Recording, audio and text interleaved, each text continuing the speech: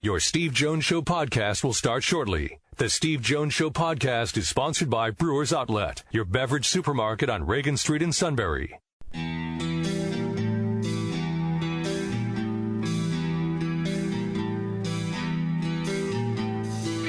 Sports talk where your voice counts. This is the Steve Jones Show on News Radio 1070 WKOK. Now from the Sunbury Motors Studio, here's Steve Jones. Today's show brought to you by Brewers Outlet, Reagan Street in Sunbury, the beverage supermarket. Imports, domestics, microbrews, best selection of beer anywhere. Wine coolers, water, soft drinks, snacks. They roast their peanuts fresh and hot every day. The Pickle Bar, led by the barrels and the dills, indeed second to none. And now 6 great flavors of slushies, all at Brewers Outlet, Reagan Street in Sunbury, the beverage supermarket. Stock up for the weekend now. And we're at the Sunbury Motors Studio. Sunbury Motors, 4th Street in Sunbury. Sunbury Motors, Kia routes 11 and 15 in Hummel's Wharf, and online at sunburymotors.com. Our play-by-play call of the day. And all of the Marlins and Mets have come out of their dugouts. Michael Wacha takes off his hat, and all the Mets on the field are removing their hats as well. And now, after a moment of silence that lasted 42 seconds, the day before we celebrate Jackie Robinson Day, the Mets are exiting the field after both teams exchanged a wave of caps to one another. So it would appear as though, after a poignant moment, that the Mets and Marlins will not be playing baseball tonight. And the Black Lives Matter shirt left on top of home plate. And that's Gary Cohen on SNY last night. As the Mets and Marlins did not play, I can guarantee you on Jackie Robinson Day, everybody is playing today.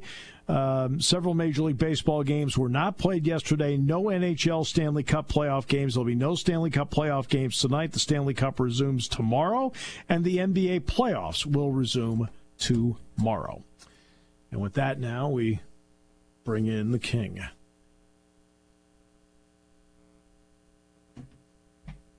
Maybe we don't have the king. Yeah, we're still working on him. I don't think he got my text that we were doing this now.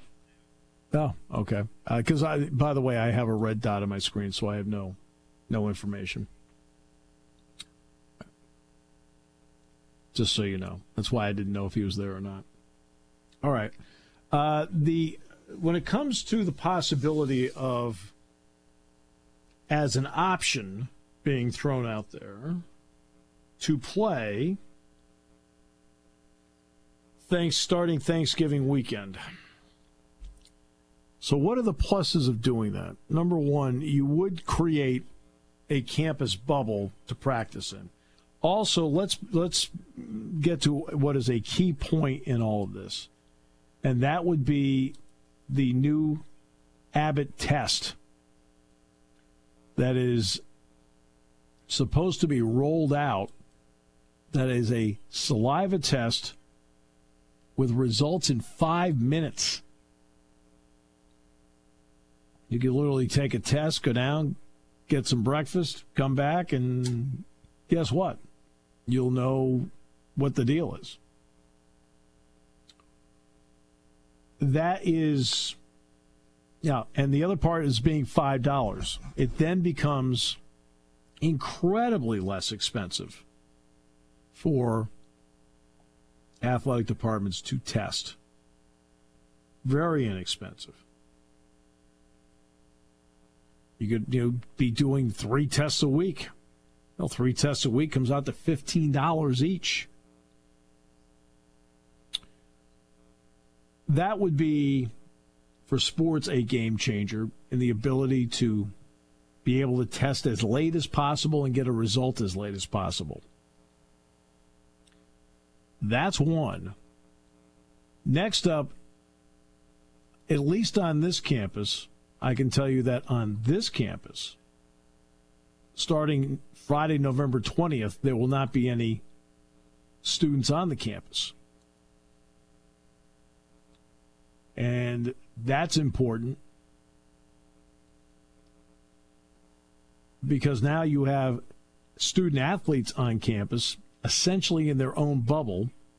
All classes will be on Zoom the rest of the semester once the students transition out of fall break, and that transition day is November 30th.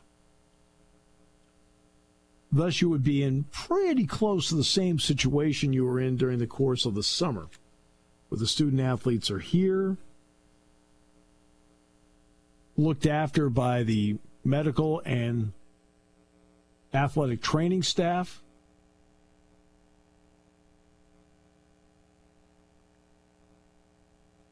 And then at that point, you've created a bubble. I'll go back to the travel part. What is interesting about this job? And I was asked a few years ago, what surprised me about this job? Talking about being the play-by-play announcer for the team, being around the team all the time. And he said, you know what really surprised me is how little people actually do know. I said, you hear a lot of people talk. I mean, you assume people knew a lot. And that's something that's always surprised me, is that people know certain things, but they don't know everything about it. So let's get to the travel part.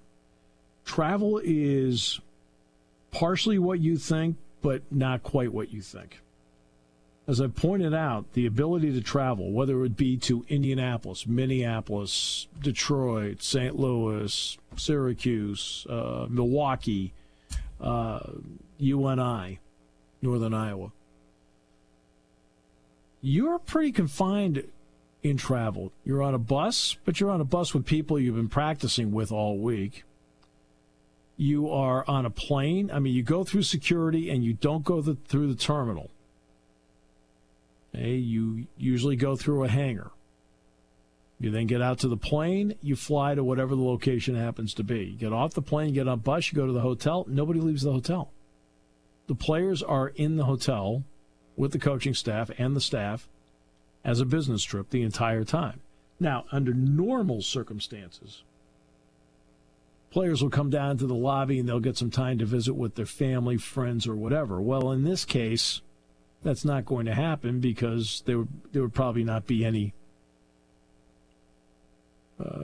in the stands. So it then becomes a worthless trip for parents to make to see their child play as badly as they want to see them play.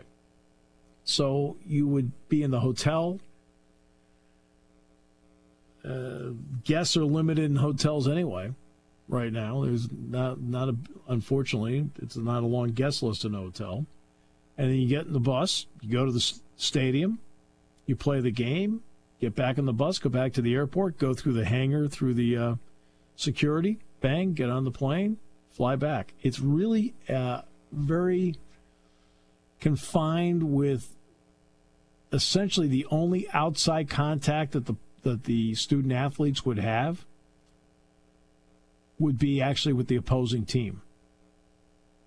That would be it. That would be the only outside contact they have, because they wouldn't have contact with the hotel staff. All the keys are laid out for them, set to go. They would have how they want to do meals. I mean, it could already be laid out for them to begin with. Again, same story. They would not have contact with the hotel staff.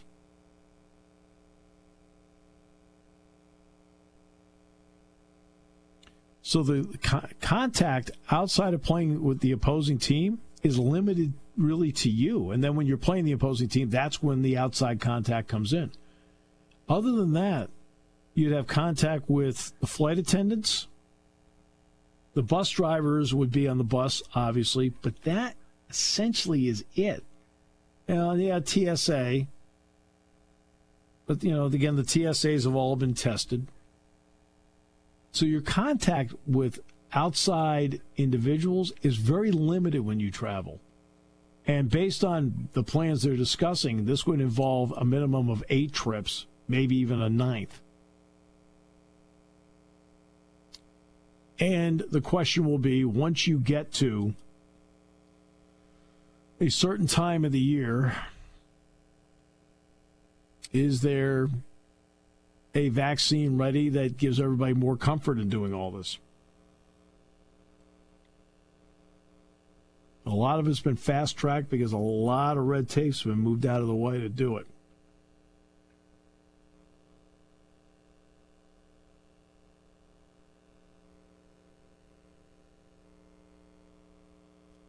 So those are all elements to look at when it comes to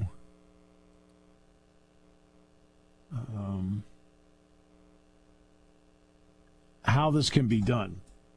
And why would you consider starting then? Goes back to what I talked about. By starting then, you might be able to,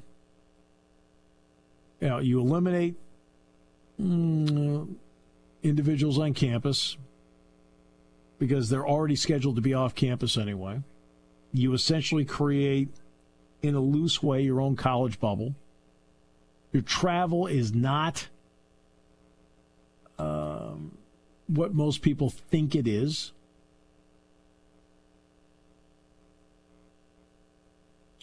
And it's far more confined. So you have control in most of this. The only area you can is obviously you're going to be playing against somebody else. At that point, by Thanksgiving weekend, we'll have a really good read from the SEC, the ACC, the Big 12, the American, the Sun Belt, as to how it's working. There'll be 76 teams playing in FBS, 76 of them. And that will make a difference.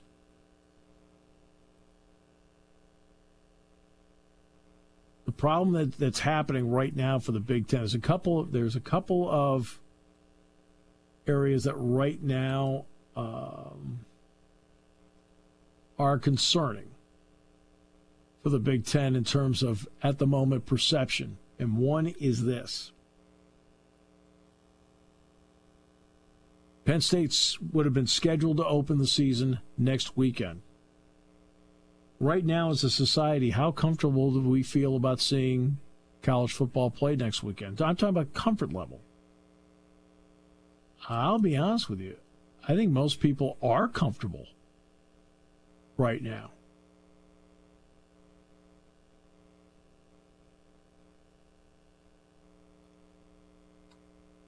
That's a problem.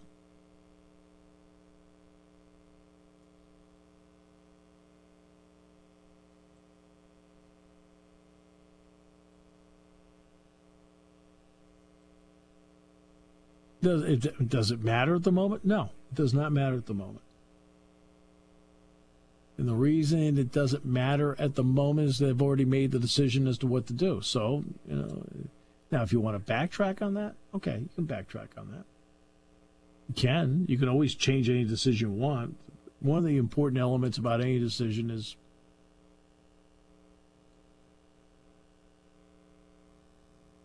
it's okay to stay in fast because you really deeply believe in it. That's fine. It's not an easy decision.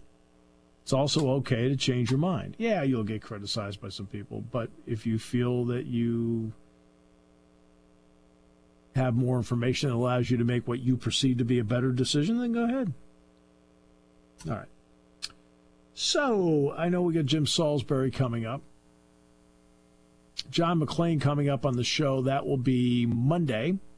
John Reed is making a huge impression in the Texans camp. When they asked Bill O'Brien about which rookies, the first name he brought up was John Reed. We'll come back with more in a moment on News Radio 1070 WKOK, brought to you by Brewers Outlet. When it comes to car buying, there's the other guy's way, and then there's the SMC way. The other guys force you into a vehicle you really don't want. The Salisbury Motors way lets you take the time you need to browse, ask questions, and take the test drive and think on it. For over 100 years, the Mertz family and all their employees have made your experience the most pleasant one you'll ever have. The other guys won't offer you the best price for your trade, no matter how much they say they will. The SMC way is their promise to provide you with the most money the market shows your vehicle is worth.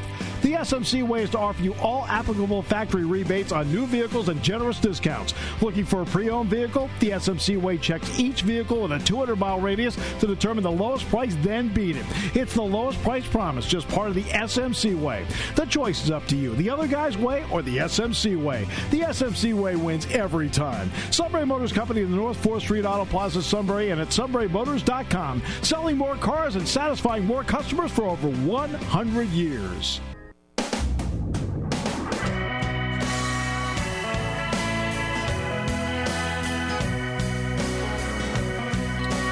All right, we'll have Jim Salisbury in a few moments and what into the decision by the Phillies yesterday.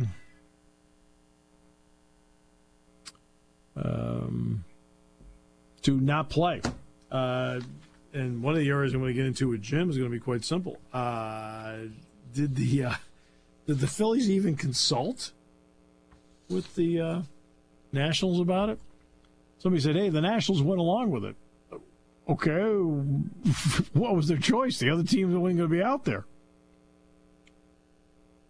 Now, everybody is going to play today. It's Jackie Robinson Day, so everybody's playing. And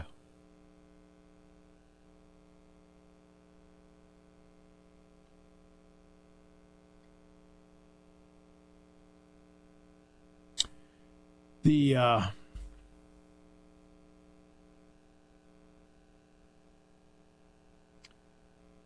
were talking about what the possibilities are. Now, it looks like we were talking basketball early in the week that right now the leader in the clubhouse, according to certain reports, is to start the season November 25th, which would mean practice would start October 14th.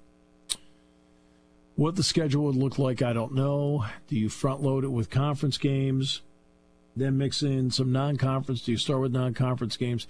Now, they have not made a final decision on this. The reason the story's coming out now is the men's basketball side, including the National Association of Basketball Coaches, did have a Zoom call, conference call yesterday. The women are doing it today. Then they're going to start nulling through some of the ideas on Monday. Then we go from there with finally the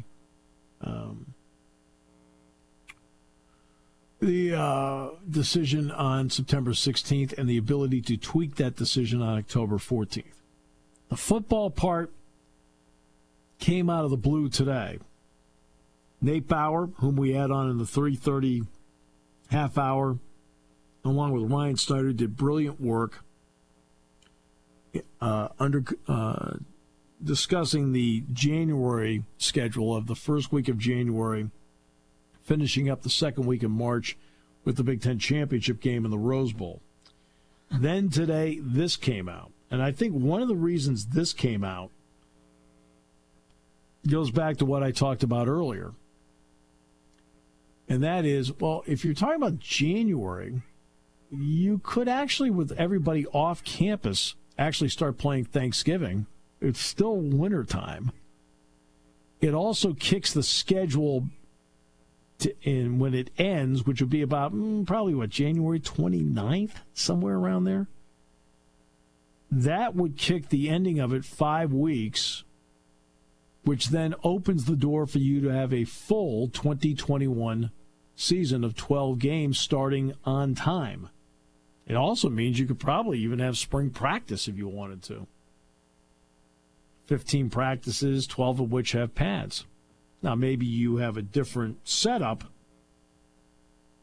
on that in terms of how many contact days. I don't know, but you actually could do it. There'd be certain veterans that would be doing limited work anyway.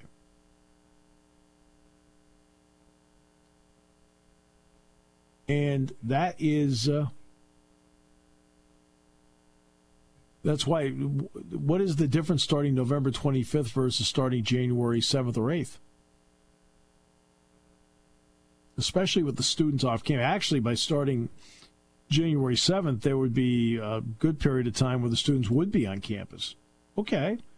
If you start November 25th, you spend a good chunk of the time with no other students on campus.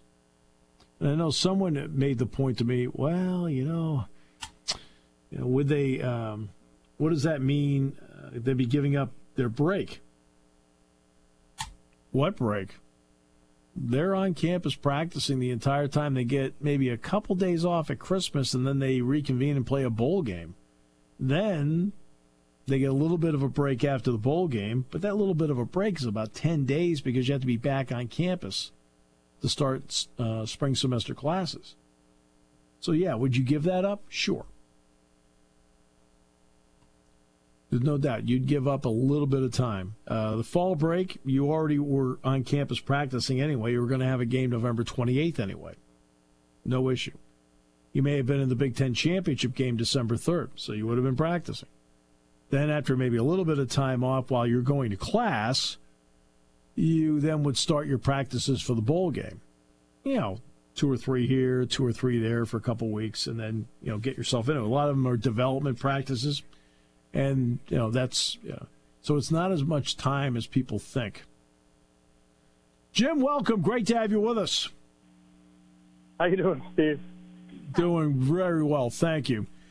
Okay, so what went into this decision yesterday, and were the Nationals consulted ahead of time?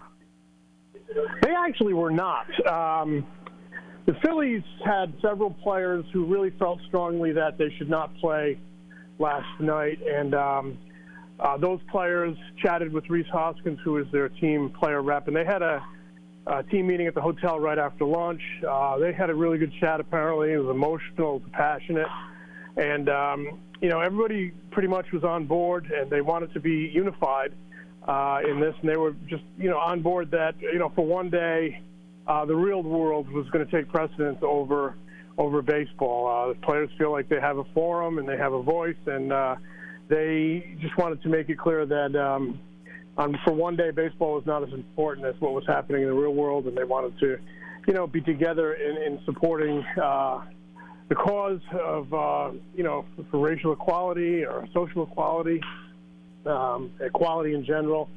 And their feeling was they just want to contribute to this and see if in their little way they can help make the world a little bit better. Obviously very symbolic, but it was something they felt it was important to do. And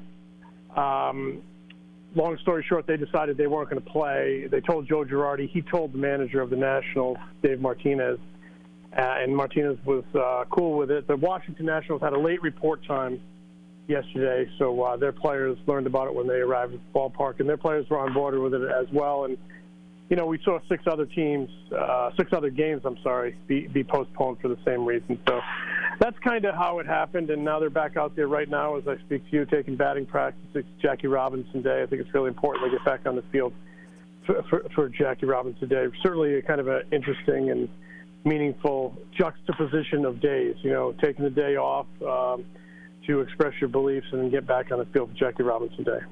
Right. Well, that's why I said to somebody, they're not taking today off, for obvious reasons. George Hill led Milwaukee when the Bucks were deciding what to do. In fact, he's the one that got the ball rolling. Who was it that got the ball rolling for the Phillies? Rhys Hoskins is the player rep. He's a very aware guy. He's a very smart guy. He's a good teammate. He's a good listener. So, I think he was in tune with what a lot of guys were thinking in that clubhouse. And though no one has really put up their hand and said I was the leader, I think Hoskins was the chief listener, and I think a lot of guys on the team take their cue from him when it comes to listening. And I believe Andrew McCutchen was probably very passionate in his beliefs. He's a member of the Players Alliance, which was founded earlier this year, a group of African-American Major League Baseball players, grouping together and joining together to bring about change. He's been outspoken about it and active. And I would think maybe Andrew had a lot to do with it. But they believed it was important to do something as a group and to stay unified. And I think that can actually be a team-building moment. And I think there were more players that felt that way, even beyond Andrew. But I would say he was probably one of the leaders with Rhys Hoskins. Bryce Harper's a very aware guy. I'm sure he was quite involved in it as well. Right. All right, so you mentioned something I thought that was very important. It can be a great team-building moment because they came together on something like that. I think it could be. I agree with you. Yeah, I think that matters. I'm one of those goofy old schoolers that believes in chemistry and in the one heartbeat that we hear all the time. I know it's a cliche in all sports, but I do think it matters a little bit. No, I agree with you. No. I completely agree with you. I think that you can't. This is something where it's so important that you can't be fractured on it. Mm-hmm. That look, everybody's looking for support, and to have it from your own clubhouse is a beginning. Yeah, and you got, these players were aware of the video with Dominic Smith of the Mets kind of talking about struggles that he's faced, and I think that resonated all across baseball. I know Hoskins talked about it, and he was really frank. He said, these are things that, as a white guy, I've never been faced with. I can't even fathom. And they're all there's that empathy for each other, empathy for teammates. And, yesterday we basically saw two rivals. And I'll tell you this, the Nationals and the Phillies have been really difficult, strong rivals ever since the Nationals moved down from Montreal. And but yesterday they were all band together as one. They slug it out on the field, but they were really united in the action they took yesterday. And then today it's back to baseball, and they're putting the tarp on the field. Batting practice is over, and these big black clouds are rolling in. So we'll see. Welcome back to baseball. Welcome back to baseball. Big storm brewing here. I don't know what you got over there. We had big storms already here. Big storms. Okay. In fact, I guess we're getting them. Well, I said to somebody, look, because we have no rain here, and I said, did a water main break? Wow, that was a big storm, huh? That was a big storm. Yeah. Roll through. It's supposed to be difficult weather, bad weather tomorrow. Already they have 5 doubleheaders next month. I mean, what an incredible baseball season this has been with all the developments and the societal issues, obviously the COVID, rainouts, and everything else. 60 games. It's been one for the books. Jim, let me ask you this about the way the game is played right now. What are the keys to analytics? And I think analytics are an important tool. So please, I think analytics is not the be all end all to me, but it's an important tool. Going in there without it is not smart. Right. But a key element is your bullpen. So let me ask, why are Major League Baseball's right in Major League Baseball? Why are so many bullpens so weak this year? Well, and that's a great question. I don't know that you can give an exact answer. I think there are a lot of theories. If you look in general, relievers are relievers for a reason. They're not good enough to be starters, and they might be good in short spurts, but they might not have the depth of pitches, to go through a lineup 3 times. They might only have 2 pitches, and so without 3 or 4 pitches, it's tough to be a starter. You end up in the bullpen. I also believe with the advent of analytics that starting pitchers are being removed from games so early, and that puts more innings on the plate of the bullpen. And as we just said, they're usually not as good as the starting staff. So I think that has a lot to do with it. They're developing starters to go shorter amounts of time, putting more strain on the bullpen, which is typically just a weaker group of pitchers. I believe that's, the issue. There seems to be, a lot less requirement on pitchers to, go 7. We call 6 innings, 3 runs a quality start. Analytics has, brought about analysis of the pitcher's stuff, quote-unquote stuff, spin rate, velocity. The minute it drops, the second it drops in the middle innings, these managers are under orders to get them out of there, and then go to the bullpen. And, there are studies that, this guy can't go through a lineup 3 times. So we've created a bunch of pitchers that go 5 innings, 5 in the third, maybe get into the sixth. And weaker units are picking up more innings, and I just think that's probably the reason why we see so many, bad bullpens. There are a lot of them right now, Jim. You and I both know it. There are a lot of them right now. Mm-hmm, right, sure are. And it's, you look at, it's just, I watch football, and, I watch a team go 80 yards down the field and with, big linemen and skill position guys, and the game's decided by a 160-pound kicker, and I watched Zach Wheeler the other, and I'm not, being, I'm not criticizing. It's just the way the game is. It seems a teeny bit incongruous. And then, you watch Zach Wheeler last Friday night in Atlanta, absolutely dazzle for 7 innings, 2 runs, no walks, 8 strikeouts. And, you hand the ball to the equivalent of a 180-pound kicker, and he, shanks it wide right. And they lose the game. It's crazy. It's crazy. I'd like to see the starters take that ball and plow through the 7th and 8th inning. But, the money has changed a lot. And this is, for 25 years now. But, money has led to the advent of watching workloads and pitch counts and all that. And it's a whole different ball game. And, guys, they are smarter these days in injury prevention, things like that. I mean, you look at all the pitchers that, were great in the minor leagues and broke down because maybe they weren't protected enough. So they do a better job protecting guys these days. But it's built just a totally different dynamic in pitching, and I think that's why we see bullpens the way they are. But it's just so weird that on some teams that have these playoff hopes, they're letting such a weak unit decide their fate, and the Phillies are one of them. Everybody is, though. Was the short – some people have said the short ramp-up has created the possibility of more injuries. Do you sense there are more injuries, or is it normal to you? I don't have any scientific data, but I read the transactions every day, and I keep up on this stuff, and it seems like there's been quite a few injuries. Yes, so I do believe that you need that ramp up for life. You need that ramp up to build toward effectiveness and gain your arm speed, and you need that ramp up to get build your durability and your endurance, and so it can really hurt performance and endurance and conditioning, whatever you want to call it. So.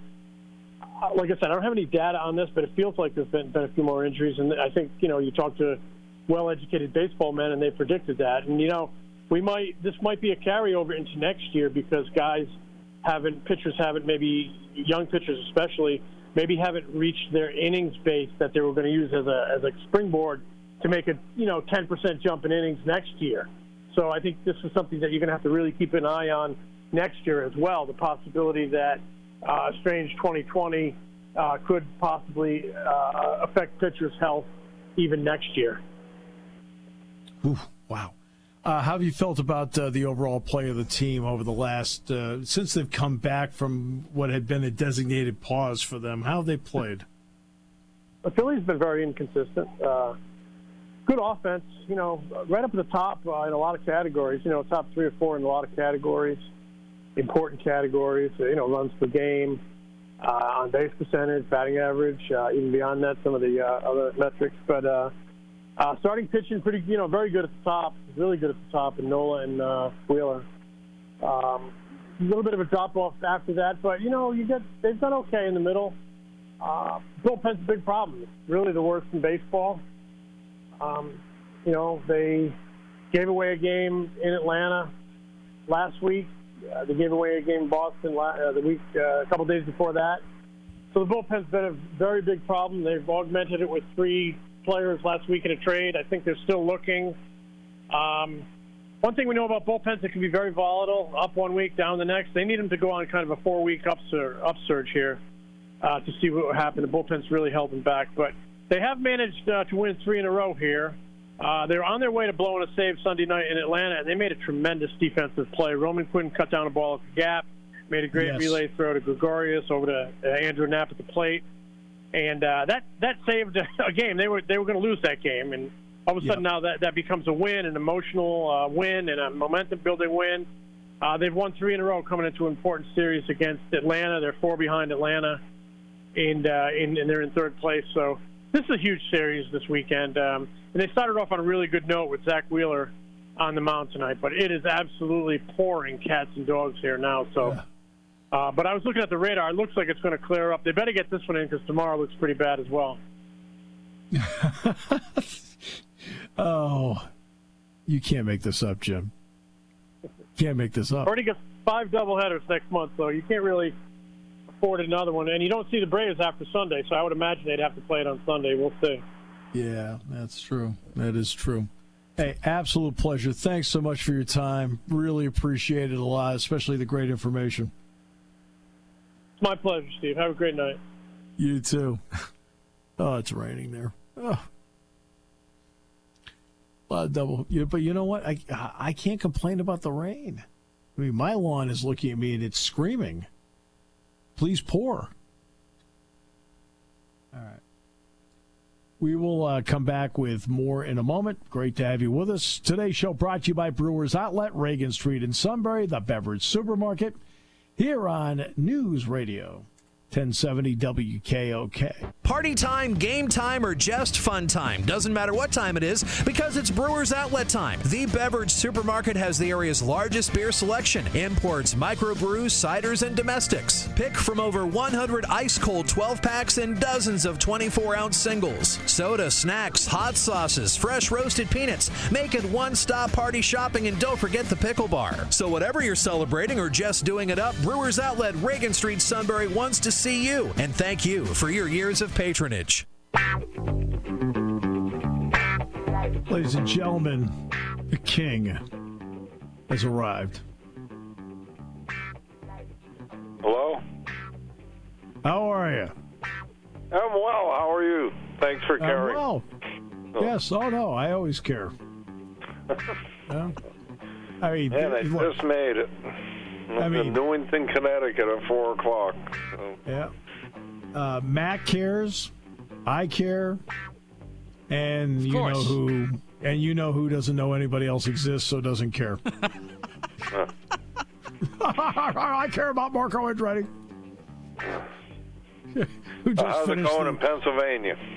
We're good. We're all good. We're good. Yeah, but we're all good. We're just waiting to see what they decide to do. The latest is maybe Thanksgiving weekend to start football. So we'll see. I don't know. No way. That's so we play the waiting game. In fact, you think there's still a chance they'll play? Well, Thanksgiving weekend would make some sense because the students leave campus here the Friday before. So now you're into sort of a bubble for the next few weeks. So I don't know. I just Jack Ham and I talked about it today, and we both feel the next athletic event that we're participating in will be the golf match we've got in a week and a half. Well, we live right a half a mile from the UConn campus, and I mean, where we live had like 10 cases the entire pandemic, and now with UConn, every day there's 10 more now that the students are back. So. Right. You know, it's a new dynamic when the students come back, and you got to see what happens. So, and I know Alabama, I think I read today, they've got like 500 cases or something. So, I don't. Well, the athletes haven't been around these other guys, so that changes things. So, well, that's why I mentioned the students would be leaving this campus November 20th. Yeah. So they would be in a bubble for 7 weeks without the other students on campus. So that's all right. So let's get to some trivia here. I will get rolling first. What was the original name of the Milwaukee Brewers?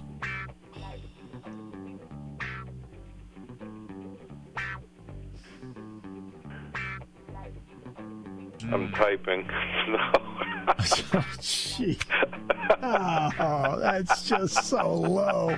That is so low. I wouldn't do that. I do have the computer right in front of me. Me too, yeah, and I just let it go. I'll say the Braves. I don't know. Yeah. That's a good a good answer. The Bucks, the Milwaukee Bucks. Of course, the Braves moved to Atlanta.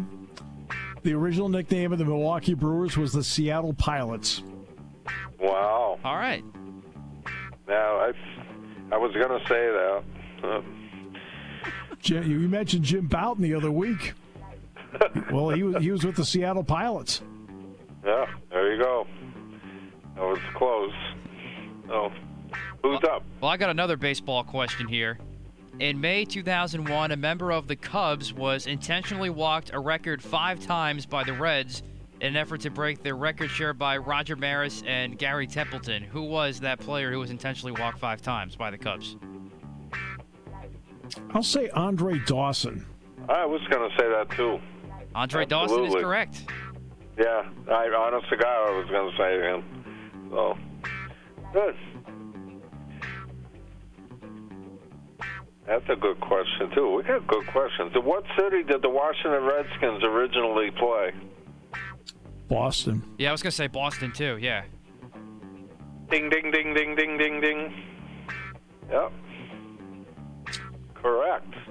Man, we're getting really, smart. The Rose Bowl has always been played in Pasadena except for 1 year. Where was it played?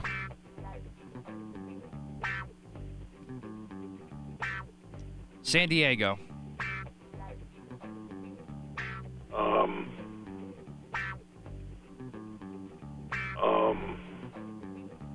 Oakland, San Francisco.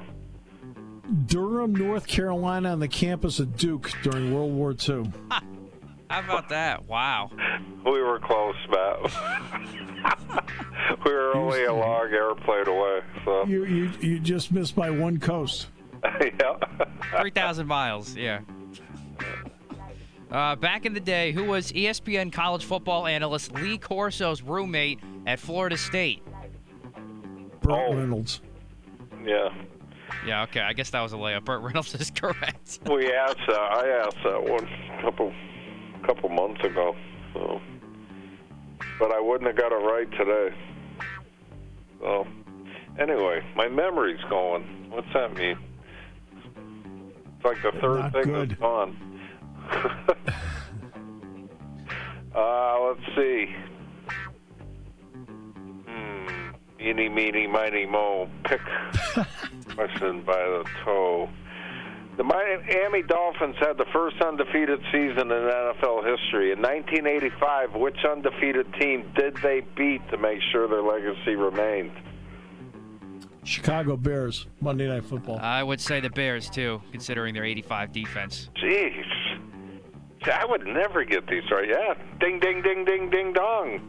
Good job. Very impressive. Wow. All right. Where did the New York Yankees franchise originate? I think you've asked this before. I know I have, but I want to see if the two Yankee fans were paying attention. Oh, jeez. Oh, he got us again. Oh, this is bad. Yeah.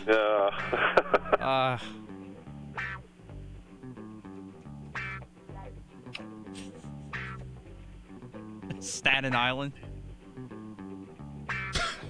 I'm gonna Staten Island?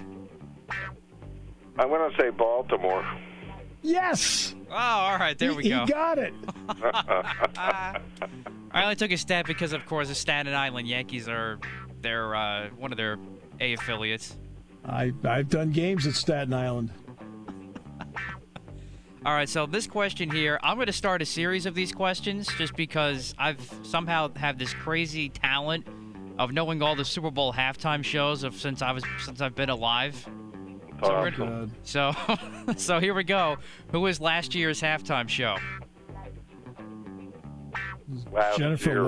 Jennifer Lopez and Shakira? Yes, correct. Shakira and J-Lo. Yep. All right, you guys Shakira was awesome. J-Lo, average Shakira. Oh my God! I just sat there. Wow, that woman can move her hips. Holy crap! Yeah, that was on Twitter pretty fast. Very pretty woman. There you The have it. Tennessee Titans played in which city for one season before making up their permanent residence in Nashville? Memphis, Liberty Bowl. Jeez. Let's go with that. Good job, Matt. Hey, I did pretty good today. I'm proud of myself. You did very good. Steve, you got every question right.